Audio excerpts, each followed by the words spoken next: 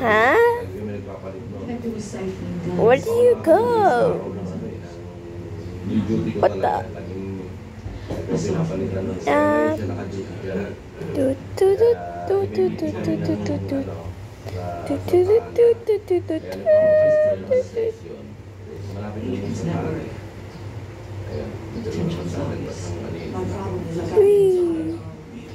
Alas 7 yung meeting, kasama ko sa namin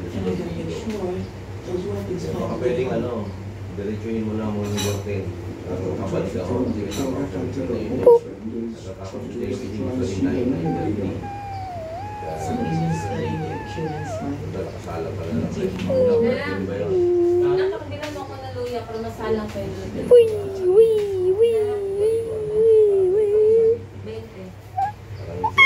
Abit na ganun din ginawa sa amin.